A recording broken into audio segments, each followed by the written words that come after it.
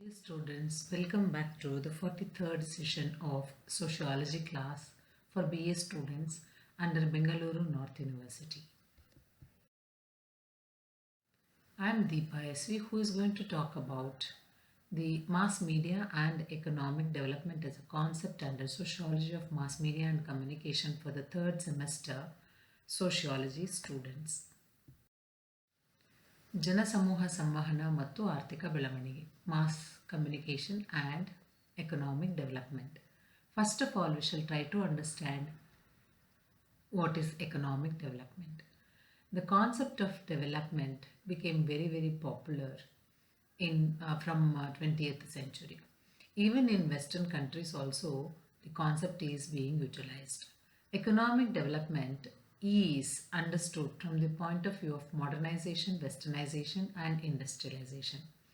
So, in general, we can say that economic development means implementation of new technologies and then changing of economic system from agriculture to industry. All these things definitely are going to bring in the reformations in common life of the people. And we can say that whatever the qualitative and quantitative changes are happening in economy, they are considered to be the economic development. ಬೆಳವಣಿಗೆ ಅನ್ನುವಂತಹ ಒಂದು ಪರಿಕಲ್ಪನೆಯನ್ನು 20ನೇ ಶತಮಾನದಿಂದಲೂ ಭಾರತದಲ್ಲಿ ಬಳಕೆ ಮಾಡ್ತಾ ಇರುವಂಥದ್ದು. ಕೇವಲ ಭಾರತದಲ್ಲಷ್ಟೇ ಅಲ್ಲ, ಪಾಶ್ಚಿಮಾತ್ಯ ರಾಷ್ಟ್ರಗಳಲ್ಲೂ ಸಹ ಈ ಒಂದು ಪರಿಕಲ್ಪನೆಯನ್ನು ಅನೇಕ ಶತಮಾನಗಳಿಂದ ಬಳಸ್ತಾ ಇರುವಂಥದ್ದು. ಆರ್ಥಿಕ ಬೆಳವಣಿಗೆ ಅಂತ ಹೇಳಿದ್ರೇ ಆಧುನೀಕರಣ, ಪಾಶ್ಚಿಮಾತ್ಯೀಕರಣ, ಕೈಗಾರೀಕರಣ ಅನ್ನುವಂತಹ ಒಂದು ಕಾನ್ಸೆಪ್ಟ್ ಇರುವಂಥದ್ದು. ಸಾಮಾನ್ಯವಾಗಿ ನಾವು ಹೇಳೋದೇ ಆದರೆ ಆರ್ಥಿಕ ಬೆಳವಣಿಗೆ ಅಂತ ಹೇಳಿದ್ರೆ ನೂತನ ತಂತ್ರಜ್ಞಾನಗಳನ್ನು ಅಳವಡಿಕೆ ಮಾಡುವಂಥದ್ದು. ಅದು ಯಾವುದಾದ್ರೂ ಆಗಿರ್ಬೋದು, ಒಂದು ಆಫೀಸ್ ಸಿಸ್ಟಮ್ ಆಗಿರ್ಬೋದು, ಅಗ್ರಿಕಲ್ಚರ್ ಆಗಿರ್ಬೋದು, ಇಂಡಸ್ಟ್ರಿ ಆಗಿರ್ಬೋದು, ಎಜುಕೇಷನ್ ಸಿಸ್ಟಮ್ ಆಗಿರ್ಬೋದು, ಏನಾದರೂ ಆಗಿರ್ಬೋದು, ನಮ್ಮ ರುಟೀನ್ ಲೈಫ್ ಕೂಡ ಆಗಿರ್ಬೋದು. ಕೃಷಿ ಆಧಾರಿತ ಅರ್ಥವ್ಯವಸ್ಥೆಯಿಂದ ಕೈಗಾರಿಕಾ ಆಧಾರಿತ ಅರ್ಥವ್ಯವಸ್ಥೆಗೆ ಬದಲಾವಣೆ ಆಗುವುದರ ಮೂಲಕ ಸಾಮಾನ್ಯ ಜೀವನದಲ್ಲಿ ಆಗುವಂತಹ ಸುಧಾರಣೆಯನ್ನೇ ಆರ್ಥಿಕ ಬೆಳವಣಿಗೆ ಅಂತ ಕರಿಬೋದು ಅಂತ ಸಾಮಾನ್ಯವಾಗಿ ನಾವು ಹೇಳುವಂಥದ್ದು. ಹಾಗೆ ಮುಂದುವರೆದು ಅರ್ಥವ್ಯವಸ್ಥೆಯಲ್ಲಿ ಆಗುವಂತಹ ಗುಣಾತ್ಮಕ ಮತ್ತು ಪರಿಮಾಣಾತ್ಮಕ ಬದಲಾವಣೆಯನ್ನು ಆರ್ಥಿಕ ಬೆಳವಣಿಗೆ ಅಂತ ಸಹ ಕರಿಬೋದು ಅನ್ನೋದನ್ನು ನಾವಿಲ್ಲಿ ಅರ್ಥ ಮಾಡ್ಕೊಳ್ತಾ ಬರಬೇಕಾಗುತ್ತೆ.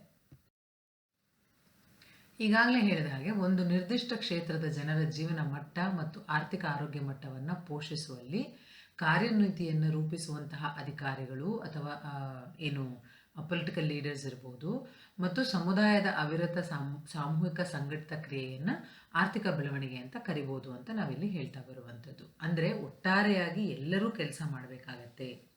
This is going to be a collective action. So when there is going to be a collective organized action in order to bring in the improved lifestyle and improved economic lifestyle and the health aspects, there we say that there is a economic development. ಸಾಮಾನ್ಯವಾಗಿ ಆರ್ಥಿಕ ಬೆಳವಣಿಗೆ ಅನ್ನುವಂಥದ್ದು ವಿಕೇಂದ್ರಿತ ರಾಜ್ಯ ಮತ್ತು ಸ್ಥಳೀಯ ಸರ್ಕಾರಗಳು ನಮ್ಮ ಜೀವನ ಮಟ್ಟವನ್ನು ಸುಧಾರಿಸುವಲ್ಲಿ, ಉದ್ಯೋಗ ಸೃಷ್ಟಿಸುವಲ್ಲಿ, ನೂತನ ಯೋಜನೆಗಳನ್ನು ಮತ್ತು ಸಂಶೋಧನೆಗಳನ್ನು ಬೆಂಬಲಿಸುವಲ್ಲಿ ಎಲ್ಲ ದೃಷ್ಟಿಕೋನಗಳಿಂದಲೂ ಗುಣಾತ್ಮಕ ಜೀವನ ನಿರ್ಮಾಣ ಮಾಡೋದಕ್ಕೆ ಸಹಾಯ ಮಾಡುವಂತಹ ಒಂದು ಪ್ರಕ್ರಿಯೆಯನ್ನು ಆರ್ಥಿಕ ಬೆಳವಣಿಗೆ ಅಂತ ಕರಿಬೋದು ಅನ್ನುವಂಥದ್ದನ್ನು ನಾವಿಲ್ಲಿ ಅರ್ಥ ಮಾಡ್ಕೊಳ್ತಾ ಬರಬೇಕಾಗತ್ತೆ. ಆರ್ಥಿಕ ಬೆಳವಣಿಗೆಯ ಉದ್ದೇಶಗಳು ಏನು ಅಂತ ಬಂದಾಗ ಮೂಲಭೂತ ಸೌಲಭ್ಯಗಳು ಏನಿದೆ, ಎಲ್ಲ ರೀತಿಯ ಮೂಲಭೂತ ಸೌಲಭ್ಯಗಳನ್ನು ಅಭಿವೃದ್ಧಿಪಡಿಸುವಂತಹ ಒಂದು ಪ್ರಕ್ರಿಯೆ. ಅದು ಯಾವುದಾದ್ರೂ ಆಗಿರ್ಬೋದು, ಸಾರ್ವಜನಿಕ ಸುರಕ್ಷತೆಗಾಗಿ ಇರಬಹುದು, ಅಥವಾ ನೂತನ ಶಾಲೆಗಳನ್ನು ತೆರೆಯುವಂಥದ್ದಾಗಿರ್ಬೋದು, ಮೂಲಭೂತ ಸೌಕರ್ಯಗಳಾದಂತಹ ರಸ್ತೆಗಳನ್ನು ನಿರ್ಮಾಣ ಮಾಡುವಂಥದ್ದಾಗಿರ್ಬೋದು, ನೂತನ ವ್ಯವಹಾರವನ್ನು ವೃದ್ಧಿಸುವಂತಹ ಕಾರ್ಯಗಳಾಗಿರ್ಬೋದು. ಯಾವುದೇ ಕಾರ್ಯಗಳ ಮೂಲಕ ಸಮುದಾಯವನ್ನು ಅಭಿವೃದ್ಧಿಪಡಿಸುವಂತಹ ಒಂದು ಅಂಶವನ್ನು ನಾವು ಇಲ್ಲಿ ಆರ್ಥಿಕ ಬೆಳವಣಿಗೆಯ ಮುಖ್ಯ ಉದ್ದೇಶಗಳು ಅಂತ ನಾವಿಲ್ಲಿ ಹೇಳ್ತಾ ಬರುವಂಥದ್ದು. ಆರ್ಥಿಕ ಬೆಳವಣಿಗೆ ಆಗ್ತಾ ಇದೆ ಅಂತಂದರೆ ಅದರ ಮಾನದಂಡಗಳು ಯಾವುದು? Whenever we say that there is a economic development, what are the indicators of economic development?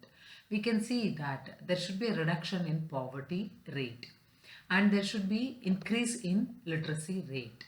There should be reduction in child mortality rate, and there should be increase in life life style, I mean to say the life style.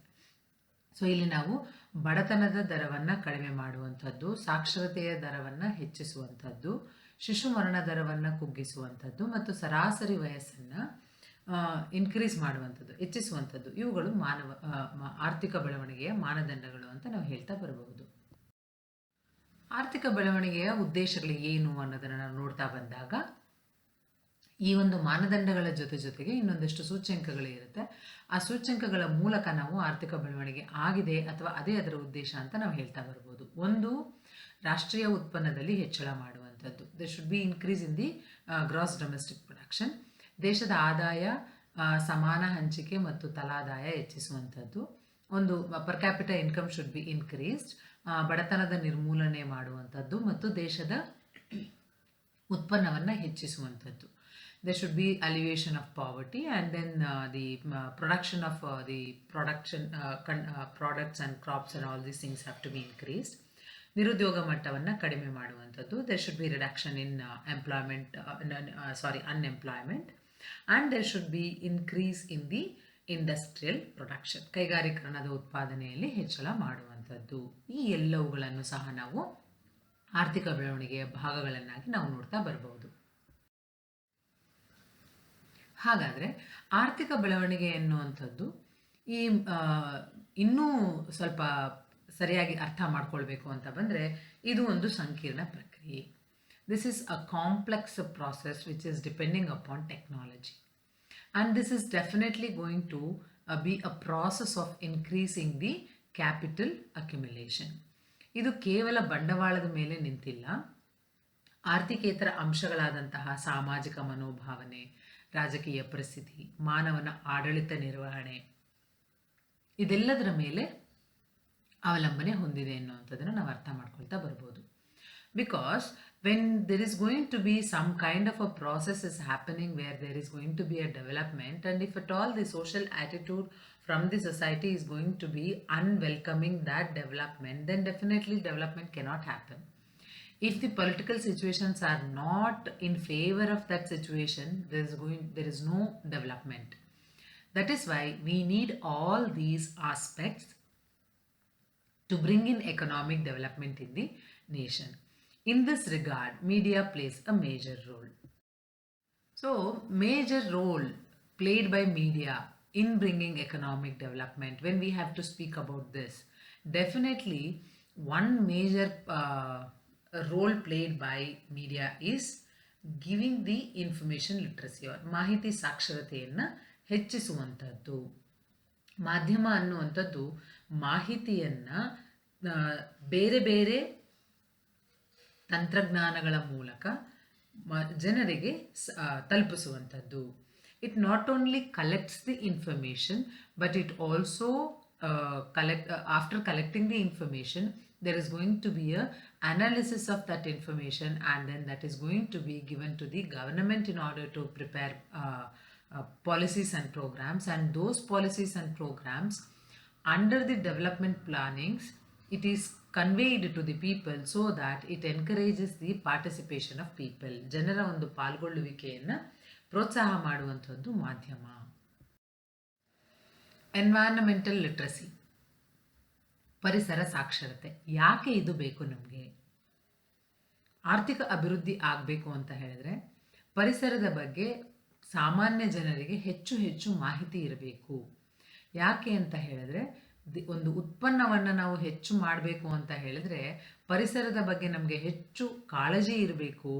ಪರಿಸರ ನಾಶವಾಗದೇ ಇರುವಂತಹ ರೀತಿಯಲ್ಲಿ ನಾವು ನಮ್ಮ ಒಂದು ಬೆಳೆಗಳನ್ನು ಬೆಳೆಯುವಂಥದ್ದು ಮತ್ತು ನಾವು industrial ಪ್ರಾಡಕ್ಟ್ಸನ್ನು create ಮಾಡುವಂಥದ್ದು ಇವೆಲ್ಲವನ್ನು ಮಾಡಬೇಕಾಗತ್ತೆ. ಹಾಗಾಗಿ ಪರಿಸರ ಸಂರಕ್ಷಣೆಯ ಬಗ್ಗೆ ಸಹ ಕಾಳಜಿ ವಹಿಸಬೇಕಾಗತ್ತೆ. Every individual should have concern towards environment protection. Thereby we can bring in the economic development. There should be ecological balance and economic development together. ಮನೆ ಮನೆಗೆ ಅಭಿವೃದ್ಧಿ ಯೋಜನೆಯನ್ನು ತಲುಪಿಸುವಂತಹದ್ದು ಮೀಡಿಯಾ ಮಾಡ್ತಾ ಇರುವಂತಹ ಮತ್ತೊಂದು ಕೆಲಸ ಅಂತ ನಾವು ಹೇಳ್ತಾ ಬರ್ಬೋದು. ಅಂದರೆ ಸರ್ಕಾರ ಏನು ಅಭಿವೃದ್ಧಿ ಯೋಜನೆಗಳನ್ನು ಮಾಡ್ತಾ ಇದೆ ಅದು ಪ್ರತಿಯೊಬ್ಬ ವ್ಯಕ್ತಿಗೂ ಸಹ ಅದು ತಲುಪಬೇಕು. Every beneficiary should know about that and then every beneficiary should get the benefit out of that development project. That is the major important aspect or role played by media. Promotion of constitutional literacy, ಸಂವಿಧಾನಾತ್ಮಕ ಸಾಕ್ಷರತೆಯನ್ನು ಪೋಷಣೆ ಮಾಡುವಂಥದ್ದು.